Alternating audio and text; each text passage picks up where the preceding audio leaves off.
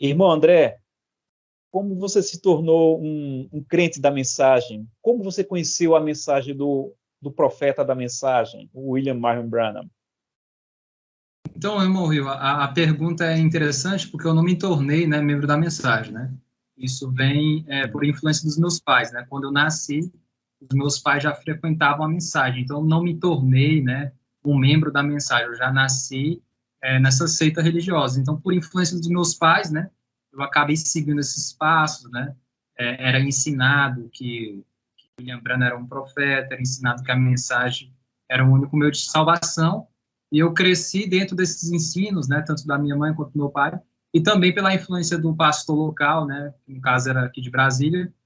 Então, eu acabei aprendendo, né, e eu não me tornei um membro da mensagem. Eu nasci, né, dentro dessa seita religiosa, mas graças a Deus, a verdade, né, ela nos liberta, Uhum. e eu cheguei a ser liberto desse sistema e passei a conhecer a Jesus de fato, né, sem nenhum intermediário, né, como salvação, mas unicamente Jesus como meio de salvação. Então, essa, em resumo, é a maneira que eu me tornei, né, membro da mensagem. Sim.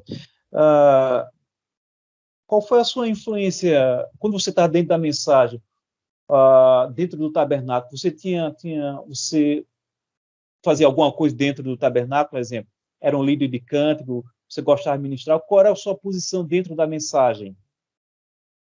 Então, irmão, eu cheguei a ser evangelista, né? Eu participava do grupo dos evangelistas, né? E tinha bastante influência sobre os jovens ali, né? Cheguei a liderar jovens, né? Algumas palestras ali de jovens, né? Então, meio que tinha essa influência sobre os jovens, né? E eu acabei, né, influenciando muitos jovens também dentro da igreja ali, é, a seguir os passos da mensagem, né? Conforme eu era ensinado. Você se aprofundou na mensagem, né, nas literaturas. Você acreditava que o William Branham era o percussor da vida de Cristo mesmo. Você não questionava isso, nunca questionou. Houve momentos, né, por eu ser uma pessoa de leitura, né, ter o hábito de leitura, eu leio muitos livros de desenvolvimento pessoal, né, o primeiro livro que eu li de fato foi a Bíblia, né, mas por eu ter crescido dentro da mensagem, eu acabei adaptando a minha leitura às mensagens, né, o hábito de leitura, peguei a ler muita Uhum. mensagem, né. Só que como o alicerce, né, da mensagem é sempre influenciar as pessoas a deixarem a dúvida de lado, ou que quando você tem uma dúvida, aquilo dali é um espírito demoníaco, né? Por mais que surgissem momentos que eu quisesse duvidar, né? Eu deixava essa dúvida de lado pelo medo, né? E pelo esse ensinamento de que dúvida é um espírito do diabo, então eu não podia questionar. Ainda que eu encontrasse algo questionável, eu não podia questionar, né? Então eu lia, né? Crendo que aquilo era verídico e aquilo que eu não Uhum. entendia, né? Eu colocava naquela frase, né?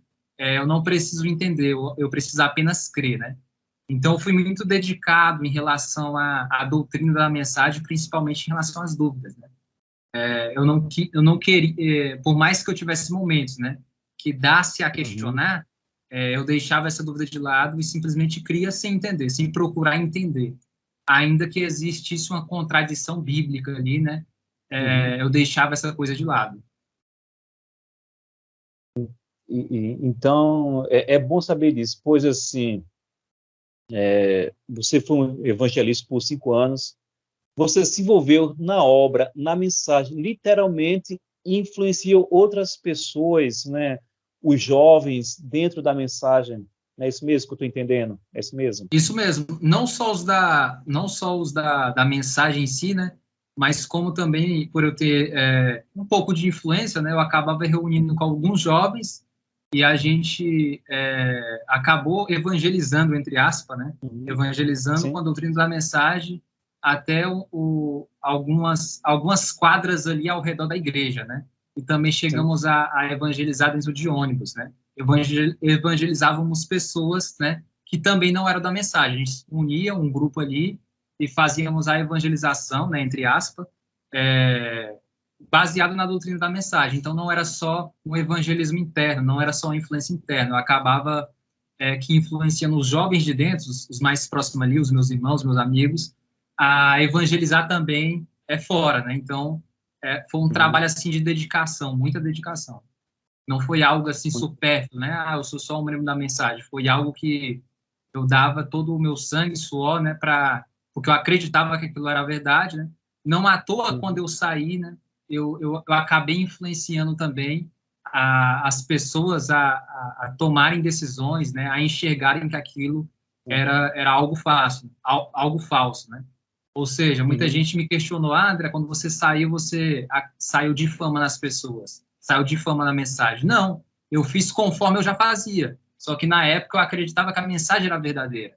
Quando eu enxerguei que ela era falsa, que havia contradição com a Bíblia, eu continuei exercendo o meu mesmo poder de influência, eu continuei exercendo, né, o mesmo evangelismo, só que agora um evangelho de fato, um evangelho que apresenta Jesus Cristo, né, apresenta a graça de Jesus Cristo como o único meio de salvação, e não mais a mensagem como meio de salvação. Né? Então, em resumo, é mais ou menos isso. Você acreditava em todas as doutrinas pregadas pelo William Branham? Exemplo, casamento e divórcio, semente da serpente. Você acreditava que Eva teve relações com a serpente? Você acreditava nessa doutrina e divulgava essa doutrina? Não só acreditava, como, né, entendia bem e explicava muito bem isso, né? Explicava muito bem isso, né? Acreditava muito naquele parágrafo que tem, né? Eu não lembro o nome da mensagem, mas tem um parágrafo que é a base, né? A fé do rapto está nas mensagens. Não sei se você se lembra.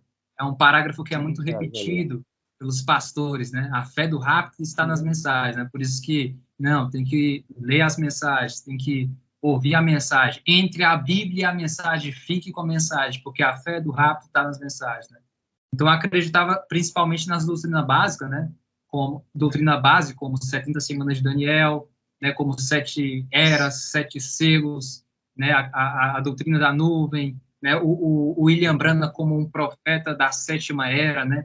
E não havia outros profetas, porque existe um profeta para cada era, né? Isso tudo que eu estou falando com um pouco de ironia, porque, né, nós sabemos que escrituristicamente, né, isso é falso. Não só pelas escrituras, como historicamente também é falso. Né? A gente vê que o William Branham não veio revelar selos e eras. Né?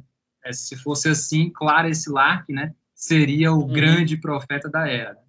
Mas, para não ser redundante, em resumo, é isso. Né? Eu cria nas doutrinas básicas. Cria de fato, e não só cria, como ensinava outras pessoas. Né? Aquelas pessoas que eu encontrava, seja no serviço, seja no trabalho, seja os meus amigos, até na escola também. Né?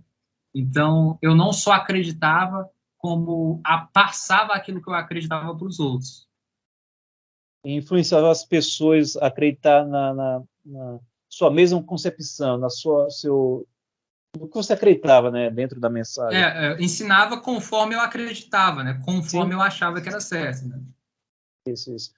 O André, qual foi o momento, André, que você começou a pesquisar, a comparar o que o William Branham diz quem ele é, o que os seguidores diz quem ele é, para, de fato, as pessoas mostrem quem, de fato, ele é? Qual o momento que você começou a pesquisar William Branham, de fato?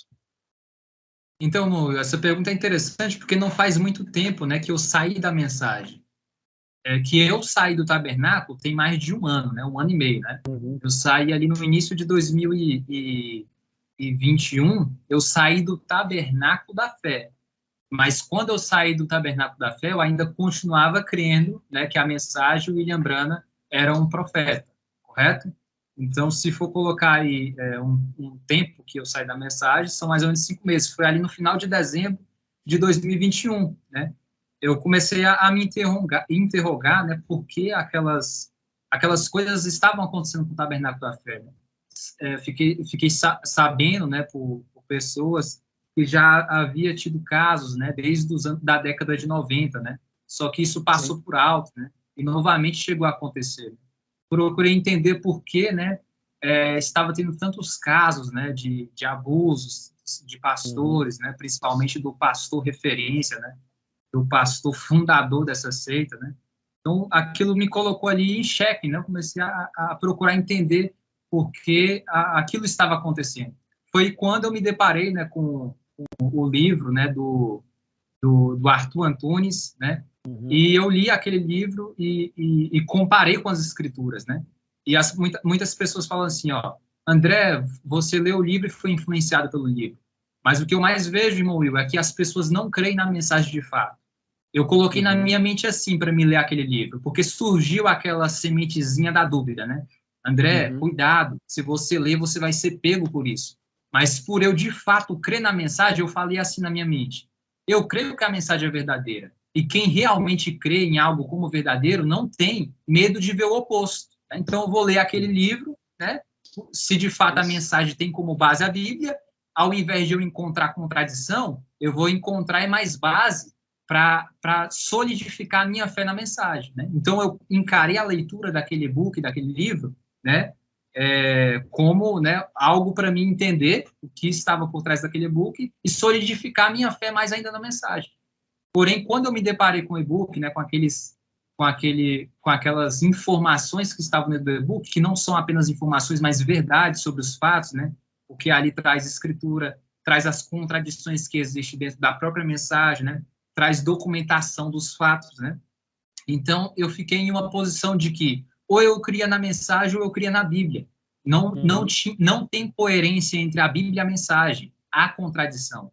Então, foi quando eu decidi, né, de fato, a crer e ficar unicamente com a Bíblia e Jesus Cristo como Salvador e deixar a mensagem de lado. Porque a mensagem eu descobri que era uma seita, era uma denominação, era um sistema. E o William Branham não é um profeta. O William Branham é um personagem, né? É um personagem que atuou como um profeta. E se for profeta, é um falso profeta, porque os seus ensinos são anti-escriturísticos. Quando você começou as suas pesquisas, uma das primeiras coisas que te chocaram foi o quê? Te chamaram a atenção sobre o William Chamou a Branham? atenção principalmente porque aquilo que a gente tinha como a base da mensagem, que era os selos e as eras, né, simplesmente caiu por terra, né? Quando a gente vê ali que foi Clarice Lark que deu essa iniciativa para explicar mais ou menos como é que funciona ali os selos e eras, correto? Então, a gente vê que, né, os selos e as eras é o ápice, né, da mensagem, é a grande revelação. E quando a gente vê que aquilo dali não foi... o William Branham, ele meio que fez emendas, né, e ele explicou os selos e as eras, né, de uma maneira que colocasse ele como ponto de referência, de maneira que colocasse ele acima até do próprio Jesus Cristo, né? Então, isso dali me chocou, aquilo dali não tinha como eu continuar crendo, né? Daquela maneira, se eu de fato me considerava um cristão, eu tinha que colocar entre William Branham e Jesus Cristo um dos dois como meio de salvação. E como William Branham, né, veio com ensinos anti-escriturísticos, eu tinha que ficar com Jesus Cristo. E foi a decisão que eu tomei.